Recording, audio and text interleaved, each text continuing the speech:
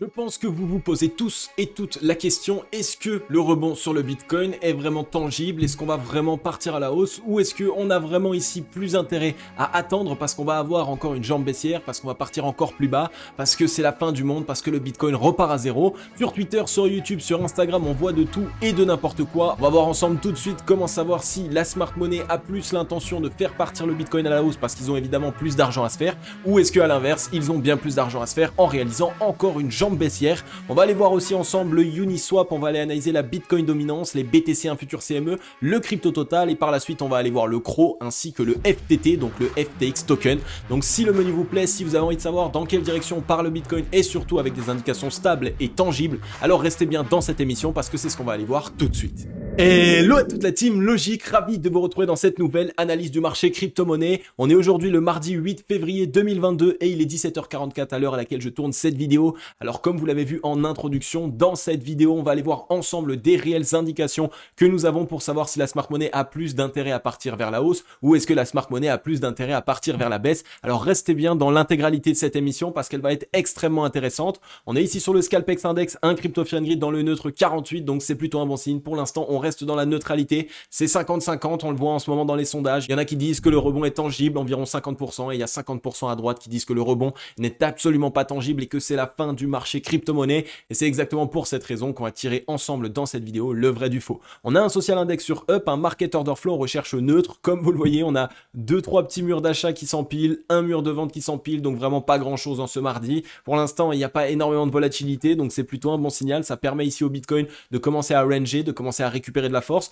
On commence tout de même, si on commence à prendre du recul, on voit qu'on commence tout de même à être sur un mouvement assez haussier, assez parabolique. Donc c'est un très très bon signe de voir ici qu'on peut marquer un top local, se mettre à commencer à consolider dans une zone, puisque ça nous permet de récupérer de la force et de par la suite pouvoir se construire de manière saine et stable. Donc ça c'est un très très bon signal. Ensuite, qu'est-ce qu'on a fait? On est venu chercher mon objectif quasiment tout pile. On est allé chercher les 45 548 $ et j'avais l'objectif aux 45 500 $. Donc bravo à tous les membres de la Team Logique qui ont pu prendre certains profits ici, parce que quand même on est à plus de 50% de hausse depuis le bottom. Donc bravo déjà à tous les membres de la Team Logique qui êtes dans le bateau depuis un certain temps. Et pour toutes les personnes qui ont raté ce mouvement, eh bien écoutez, il vous reste plus qu'une chose à faire, abonnez-vous et activez la cloche, rejoignez la grande Team Logique, ça va vous prendre 3 petites secondes, mais surtout ça va vous permettre d'accéder à une analyse du marché crypto-monnaie par jour, dans laquelle je vous explique ce qui se passe sur le Bitcoin ainsi que sur les altcoins, je vous présente des news et des actualités, et évidemment ce que vous kiffez le plus, je vous analyse des projets qui sont dans de superbes dispositions pour réaliser le meilleur profit possible. Donc rejoignez la grande Team Logique, on est en train de se développer, c'est juste monstrueux en 2022.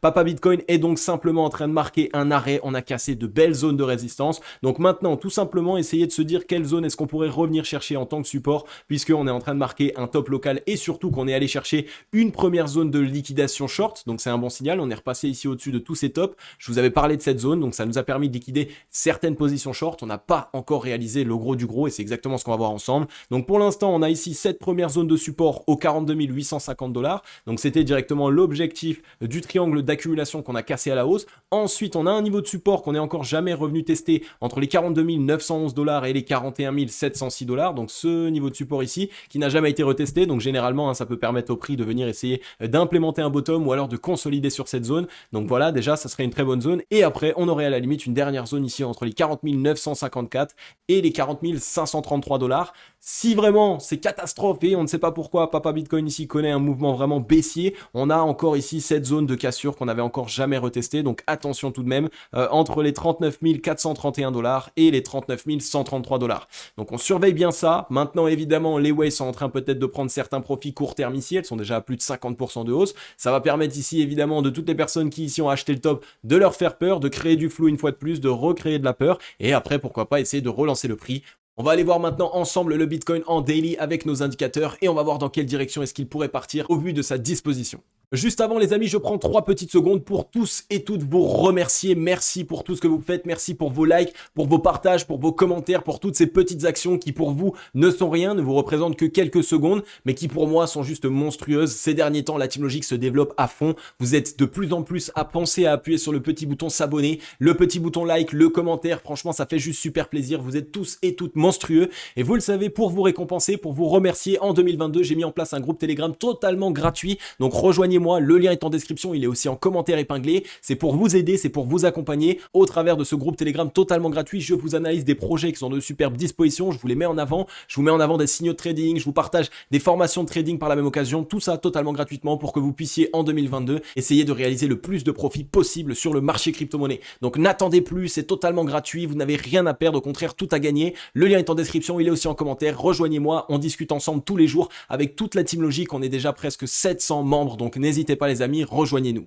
Ok la team Logic, avant de passer le Bitcoin en daily, on va passer les BTC1 Future CME parce que c'est vraiment ici sur eux qu'on va essayer de tourner toutes les missions, simplement parce que je nous ai mis en avant un certain scénario qui pourrait se mettre en place et surtout, on va voir ensemble quelle zone stratégique est-ce que les Waves pourraient aller chercher, donc pour aller liquider des positions et donc pour récupérer un maximum d'argent parce que vous le savez les Waves, leur but c'est d'aller dans une direction là où il y a l'argent, là où elles peuvent gagner de l'argent, c'est vers là-bas qu'elles vont. Donc on va voir ensemble toutes les zones qui vont pouvoir aller liquider les shorts et on va voir ensemble toutes les zones qui vont pouvoir permettre aux Waves de liquider des longues et donc voir évidemment quel potentiel est-ce qu'on a, est-ce qu'il y a vraiment ici plus de potentiel à aller continuer ici, partir à la baisse et donc les Waves pourraient essayer vraiment de retourner le marché pour aller chercher des liquidités ou est-ce qu'inversement on va plutôt aller chercher des paliers à la hausse puisque ça va permettre de liquider les shorts parce que les shorts se sont bien positionnés sur toute la correction qu'on a connue ici depuis le 69 455 $. Donc tout simplement ce que j'ai fait c'est que j'ai mis ici dans un rectangle orange toutes les zones de liquidation de short, donc toutes les zones qui n'ont encore jamais été retestées par le prix, donc si ça avait été retesté ça aurait fait quelque chose comme ça et là on se serait craché. Mais pour l'instant ici on n'a jamais revenu liquider, ici on n'est jamais revenu liquider, ici on n'est jamais revenu liquider, ici on n'est jamais revenu liquider et là on est venu liquider la première zone seulement. Donc pour l'instant on a ici une première zone, une deuxième zone, une troisième zone, une quatrième zone en plus de la cinquième zone qu'on vient déjà de valider aujourd'hui à aller liquider chez les shorts. Donc il y a vraiment beaucoup d'argent et en plus de ça on voit que surtout sur toutes les zones on n'est jamais encore venu les liquider. Donc ça montre quoi? Ça montre simplement qu'il y a beaucoup de liquidités, beaucoup de shorteurs du marché et en plus de ça on l'a vu avec la peur qu'il y a eu sur le marché crypto, avec les mauvaises news, avec la correction, avec tout le monde qui disait que c'était la fin du Bitcoin, eh bien évidemment qu'il y a eu énormément de personnes qui se sont mis à shorter le marché et donc de cette manière maintenant le but des Waves ça pourrait être d'aller récupérer toutes ces liquidités à la hausse. De toute façon je vous rappelle qu'on a un gap ici entre les 53 755 $ et les 51 435 $ qu'on risque d'aller combler. Donc pour ma part pour l'instant de toute façon je vise le rebond jusqu'à à minima ce gap et là si on met en place un M-top ou quoi que ce soit à ce moment là attention j'essaierai plutôt de changer mon fusil d'épaule mais tant qu'on arrive à combler ce gap et que par la suite on arrive à se relancer alors pour moi il n'y a pas de souci, on va totalement aller liquider les shorts. Et de l'autre côté évidemment il y a aussi des positions pour aller liquider les longues. Il y aurait ici cette zone qui est comprise entre les 34 830 $ et les 32 700, donc juste en dessous du bottom qu'on vient d'implémenter aujourd'hui. Donc les Waves si elles voulaient elles pourraient aller le chercher, il y aurait sans doute des liquidités là-dessous, mais est-ce que ce serait vraiment leur utilité alors qu'à savoir ici qu'on a la plupart du temps les liquidités de la smart money, donc du gros argent qui sont positionnés sur ce bottom puisque elles savent et elles implémentent le bottom, elles savent pas quand va être le bottom, elles implémentent le bottom, c'est elles qui font le bottom et elles le font sur mesure quand elles le souhaitent. Donc de toute façon ce rebond là généralement c'est mis en place par la smart money et après on aurait ici une deuxième zone entre les 29 980 et les 27 500 $ qui serait ici en dessous de notre ancienne zone de grosse correction lorsqu'on a corrigé en mai 2021 entre le 19 mai et le rebond du 21 juillet 2021. Donc là évidemment en dessous de cette zone là aussi il pourrait y avoir des liquidités cachées, mais encore une fois c'était ici une très grosse correction et je peux vous le dire il y a très peu de gens qui ont acheté ici ce dip, il y a très peu de personnes particulières, même certains institutionnels qui n'y croyaient absolument plus, donc très peu de gens sont rentrés sur le marché ici, c'est vraiment ici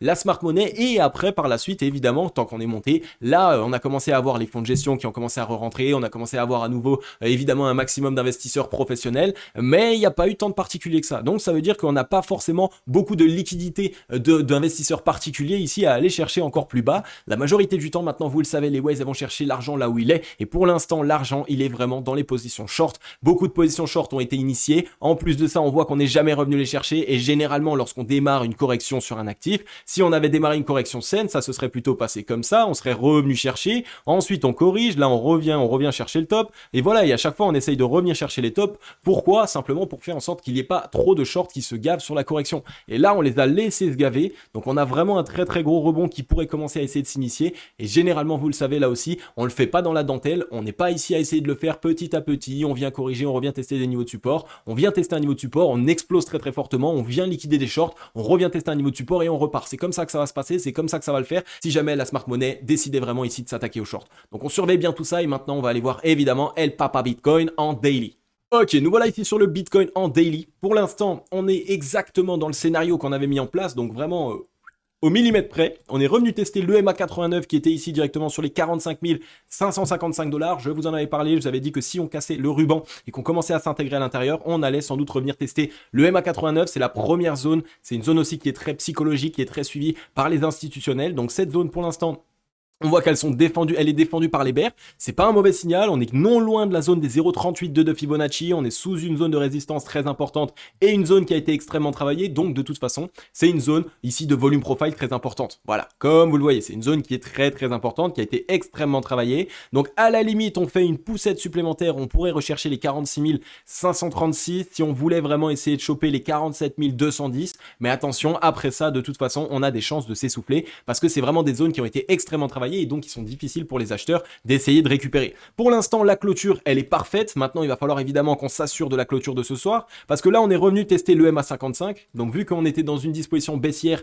cette fois-ci, le ruban de moyenne mobile montre une MA55 au-dessus de toutes les autres moyennes mobiles. Généralement, c'est le MA21, vous le savez maintenant. Donc, on est revenu la tester. Si on arrive à la tenir en tant que support, donc que la demande est présente, qu'on voit qu'on est racheté immédiatement et qu'on clôture dessus et que demain, on trouve un rebond, c'est un très bon signal. Et à ce moment-là, on a peut-être des chances d'aller viser un petit peu plus haut. Par contre, évidemment, inversement, si on commence à essayer de s'engouffrer dans le ruban de moyenne mobile, alors on a ici une première zone qui serait la moyenne mobile 21 périodes au 40 341 et vraiment à la limite, si on veut faire une frayeur, on pourrait sortir de l'EMA21, donc on se ferait corriger ici en 3 jours, on revient tester les 39 000, 41 $, 40 000 $, c'est deux zones psychologiques et après on essaye d'implémenter un rebond et donc là, évidemment dans cette zone-là, on aura créé de la peur. À ce moment-là, il y a très peu de gens qui oseront encore racheter le dip. Ils se diront que c'est la fin, ils se diront qu'on va faire la jambe baissière supplémentaire. Donc ça peut être aussi quelque chose qui pourrait se mettre en place, à surveiller, vous le savez, les waves de toute façon, elles essayent vraiment de mettre évidemment en place quelque chose que personne ne voit. On voit ici maintenant sur le MACD, on était parti bien haut, on a validé le double creux ascendant, on est parti plus haut que l'objectif,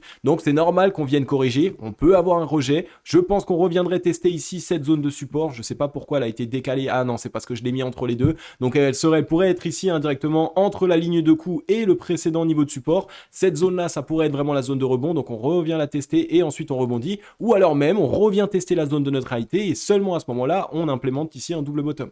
Donc là il y a pas mal de possibilités, on pourrait créer de la peur, je pense qu'après un rebond comme celui-ci, et si on regarde, regardez les amis, c'est quelque chose qu'il faut que vous preniez en compte à chaque fois lorsque vous essayez d'analyser le Bitcoin. La mèche jusqu'à ici, donc la mèche qu'on a fait là, on est à 38% de hausse.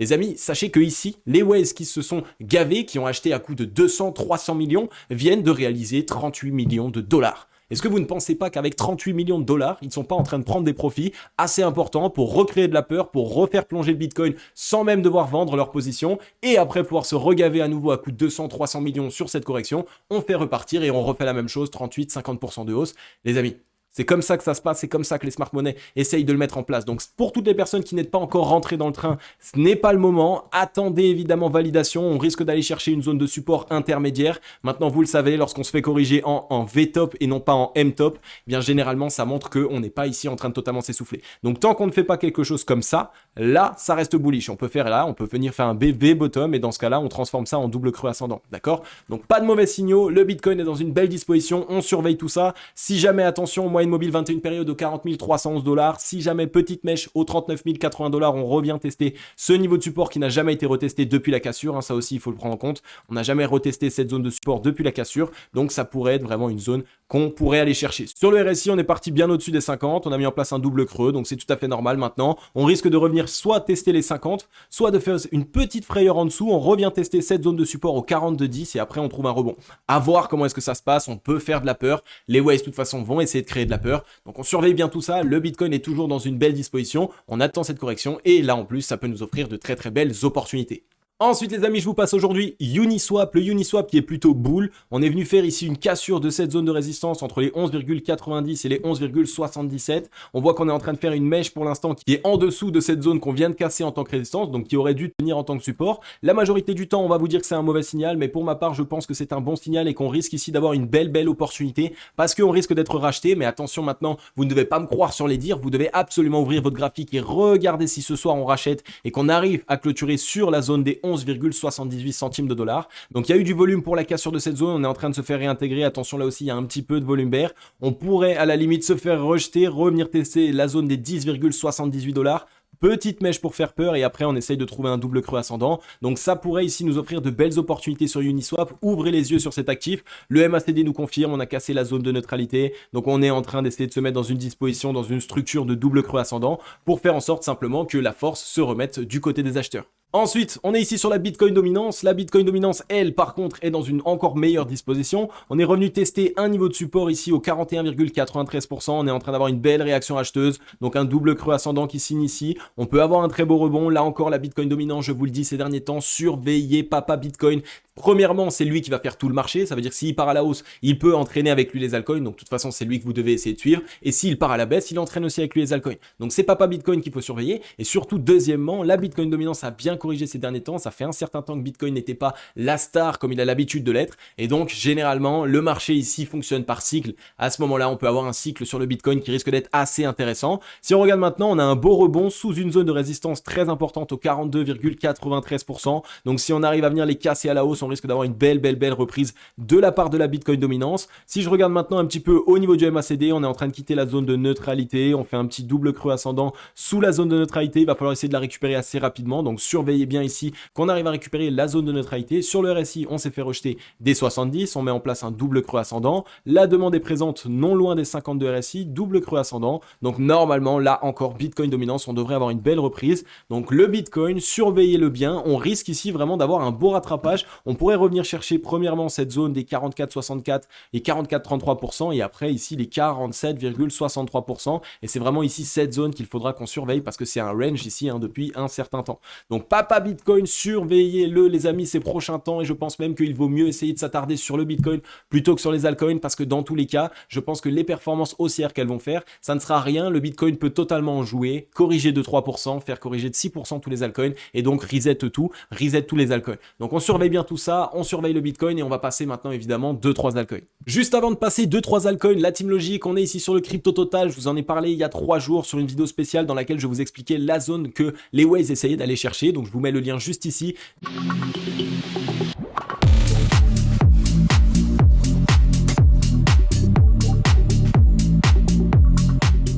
On est ici sur le Crypto Total qui est toujours dans cette belle disposition. On a cassé à la hausse et clôturé au-dessus des 1758 milliards. Donc c'était la ligne de coup du double creux ascendant. On a normalement maintenant un objectif aux 2000 milliards. Donc on peut très largement encore partir à la hausse pendant 2-3 jours, revenir tester les 2000 milliards. Je vous rappelle cette zone psychologique qui en même temps concorde immédiatement avec la trend qui nous maintient à la baisse. Ensuite on se fait rejeter sur la semaine prochaine pour créer un petit peu de peur au début de semaine, lundi, mardi, peut-être même mercredi pendant 3 jours. On revient même tester cette zone de support aux 1761 milliards et après seulement peut-être on renvoie le prix pour essayer vraiment de duper tout le monde. Donc pas à aller la voir parce que je vous ai donné l'appareil, la zone idéale. Je vous avais dit attention, les 2000 milliards, ça va être une zone qui sans doute va être retestée et ça risque d'être la zone qui va nous faire nous rejeter du marché crypto-monnaie dans un premier temps pour créer de la peur. Donc on revient tester les 2000. Pour l'instant on est en train de se faire rejeter. Donc on pourrait revenir tester cette zone de support aux 1762 milliards. Réintégration, tous les shorters se remettent à shorter parce que ça nous montre un fake out ici de la cassure de ce bull flag dans lequel nous sommes. Je vous rappelle, on est dans ce bull flag ici.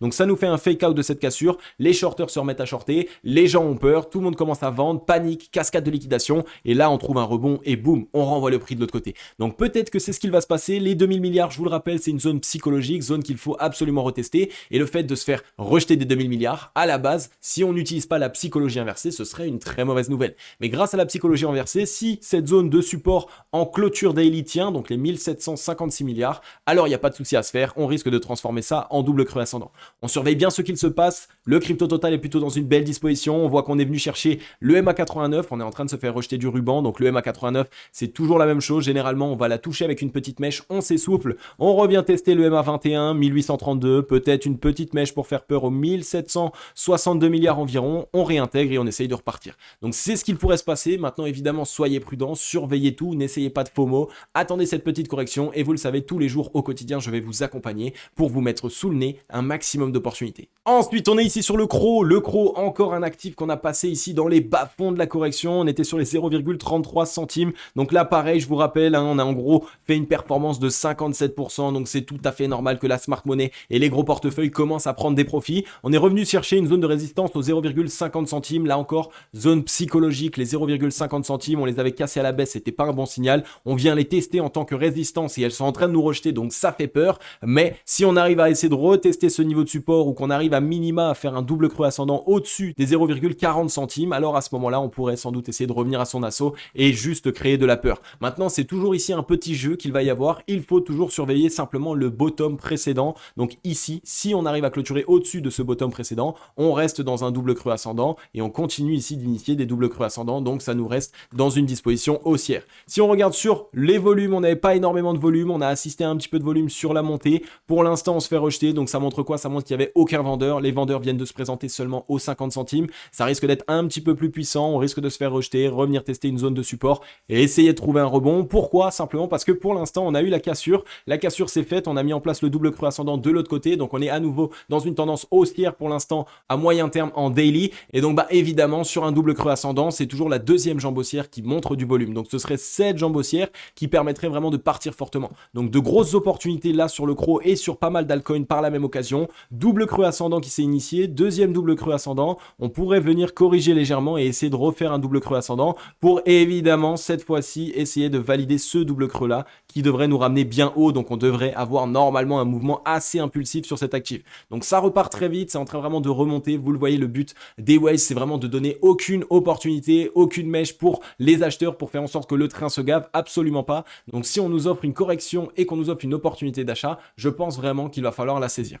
Ok, ensuite on est ici sur le FTX token et juste avant de l'analyser, la Team Logic, je vous rappelle une chose, c'est que je ne suis absolument pas conseiller financier, donc n'investissez pas par rapport à ce que je dis, n'essayez pas de FOMO par rapport à ce que je dis, tout ce que vous devez faire c'est avoir un plan d'action d'investissement, prendre les informations que je vous donne et aller réaliser vos propres analyses, que ce soit des analyses fondamentales ou des analyses graphiques, mettez en place un plan d'action d'investissement et si vous n'en avez pas, n'oubliez pas, regardez dans la description, j'ai mis en place un outil qui s'appelle Formation sur mesure qui est là pour vous accompagner et surtout pour vous faire en sorte de tirer un maximum profit du marché crypto-monnaie. Le lien est en description, je vous laisse y aller. On est ici sur le FTX token, qui lui aussi est plutôt dans une belle disposition. On est revenu tester une zone de résistance assez importante, donc elle est juste ici, je ne l'avais pas encore marqué. Donc cette zone de résistance, elle nous rejette, on vient retester sans doute un niveau de support entre les 42,52 et les 41,47. Donc on voit qu'on pourrait revenir tester cette zone et ensuite essayer de trouver un rebond. Si on voulait même créer une frayeur, on pourrait partir encore en dessous et essayer de trouver un rebond simplement au-dessus des 33 $, donc au-dessus de ce précédent bottom. Dans tous les cas, tant qu'on reste au-dessus ici des 33,150 $ en daily et tant qu'on ne clôture pas en dessous, on reste sur un double creux ascendant avec cette zone de résistance qui pourrait nous permettre de repartir bien plus haut. Donc au plus on va venir corriger ici et avoir une jambe baissière assez importante, au plus le mouvement de l'autre côté, si évidemment la demande se présente et qu'on clôture au-dessus du précédent bottom, et bien au plus évidemment on risque d'avoir un mouvement assez fort. Si on regarde sur le MACD, on est en train de préparer un double creux ascendant, donc là pareil, on pourrait corriger, revenir tester la zone de neutralité, même peut-être un petit peu en dessous et ensuite mettre en place un double creux ascendant qui est vraiment très propre. Donc là, FTX token, il pourrait corriger légèrement, on pourrait revenir ici un petit peu plus bas, revenir pourquoi pas chercher les 36,46, donc laisser peut-être un petit ordre et si jamais vraiment on met en place le double creux ascendant, on pourrait avoir un rebond assez important sur cet actif. EMA 89, on revient la tester en tant que support, on a un tout petit ruban de mal mobile, donc là pareil, c'est plutôt un bon signal pour nous dire que notre objectif est bon, c'est-à-dire de revenir chercher cette zone parce que le ruban de mobile, quand il est tout petit, c'est une zone de résistance qui est toute petite aussi. Donc on peut la franchir très facilement et donc malheureusement continuer une certaine correction. Mais bien heureusement pour nous, on va essayer évidemment de se mettre dans le train. Ok la Team Logic, j'en ai fini avec cette émission. Comme d'habitude, j'espère vraiment qu'elle vous aura permis de comprendre entièrement ce qu'il se passe sur le Bitcoin, mais aussi sur le marché crypto-monnaie dans sa globalité. Si c'est le cas, si vous avez kiffé, n'hésitez pas à mettre un gros like et un gros commentaire, ça fait super plaisir. Rejoignez la grande Team Logic, abonnez-vous, activez la cloche, ça prend 3 petites secondes, c'est rien du tout, mais vous, ça va totalement vous aider pour 2022. Je suis à vos côtés tous les jours, une vidéo par jour, 7 vidéos par semaine, c'est un travail monstrueux, mais je suis avec vous pour vous aider et pour vous éclairer du marché crypto-monnaie. Donc si déjà je fais le travail pour vous, en plus de ça, je le fais gratuitement, bah faites-le, abonnez-vous, activez la cloche, vraiment ça ne coûte absolument rien. Donc voilà la Team Logic, en tout cas en ce moment vous êtes bouillant, que ça soit dans le groupe Telegram, que ça soit sur YouTube, sur Insta, bref, vous êtes chaud bouillant, et moi aussi je suis chaud bouillant, donc vraiment je pense qu'on va très bien s'entendre. On va mettre en place quelques live Twitch ces prochains temps, peut-être même ce soir ou demain, je ne sais pas encore, j'essaierai de vous tenir au courant, donc rejoignez-moi Twitter, Instagram, rejoignez-moi aussi sur Twitch, tous les liens sont dans la description, il y a tout ce qu'il faut pour me suivre à mes côtés, pour être à mes côtés au quotidien, pour voir ma folle vie, j'ai envie de dire, très dynamique comme vous le voyez, et surtout avec pas mal de problèmes et donc de solutions. Et donc moi quand je tombe dans un problème, j'aime beaucoup les partager, vous les mettre en avant pour que vous ne tombiez plus dans ce problème parce que vous avez directement la solution, et notamment là un très gros problème de banque que j'ai. Donc voilà, bref. La Team Logique, comme d'habitude, vous le savez maintenant, on se rejoint dans une prochaine émission demain. Je vais vous souhaiter à tous et à toutes, comme d'habitude, une agréable journée ou une agréable soirée. C'était Cryptologique. Ciao!